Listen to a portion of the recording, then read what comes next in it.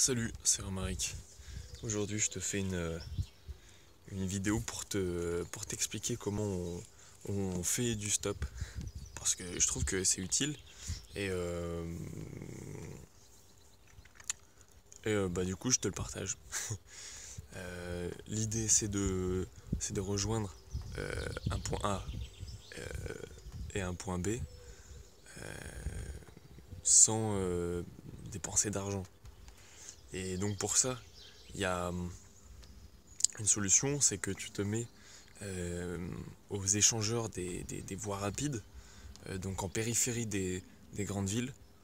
Euh, et, euh, et là, quand tu trouves un endroit où une voiture peut s'arrêter, mais en direction de l'endroit où tu veux aller, eh ben, tu mets ton pouce comme ça et tu essaies de les regarder dans les yeux, tu vois, pour qu'ils s'arrêtent, pour qu'ils se sentent impliqués, tu vois, qu'ils comprennent que t'en as pas rien à foutre. Bon, euh, mais tu trouves la technique.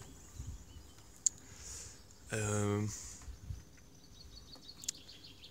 Ensuite, donc l'idée c'est que tu vas pas faire généralement A, B si c'est une grande distance. Euh, donc ce que tu fais, c'est que tu vas faire ça en plusieurs petits bouts. Euh, c'est pas très grave en fait, ton but c'est de toujours avancer. S'il y a quelqu'un qui s'arrête et qui te dit ah je peux te déposer à 30 km, bah c'est déjà pas mal, sauf si à 30 km c'est dans la campagne et que du coup t'es sorti des grands axes. Parce qu'en fait ton objectif c'est de toujours rester sur les grands axes. Si tu sors des grands axes, il y a beaucoup moins de trafic et donc beaucoup moins de chances pour que des gens s'arrêtent parce qu'en fait euh, bah, tu vas passer beaucoup de temps à attendre et tu vas pas passer beaucoup de temps à... Enfin si tu vas passer beaucoup de temps en transport si tu fais des longs trajets. Et donc une fois que tu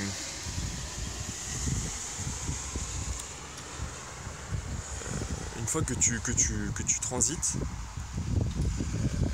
tu vas te rendre compte que ton trajet il peut prendre plus de temps que prévu. Et donc, tu vas devoir trouver un endroit où dormir. Et, euh, et ton but c'est de ne pas dépenser d'argent, donc j'ai trouvé, enfin j'ai pas trouvé, mais on m'a montré une super solution qui est de sortir un peu. Donc déjà tu es en périphérie des villes, c'est-à-dire que tu es à la frontière entre euh, la zone urbanisée et la zone qui commence à être légèrement rurale, tu vois. Et donc, tu prends tes jambes et tu marches une demi-heure à l'opposé de l'endroit urbanisé. Et là, tu vas trouver des champs ou des lisières de forêt. Et bah, tu prends ton duvet et ton tapis de sol si t'en as un. Et tu t'installes. Et tu dors une nuit dans le champ. Et le lendemain, en une demi-heure, t'es de nouveau arrivé à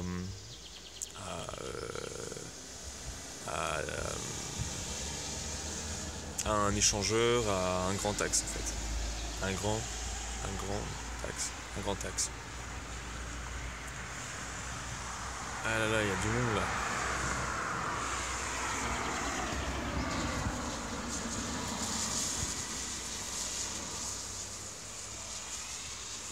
Euh,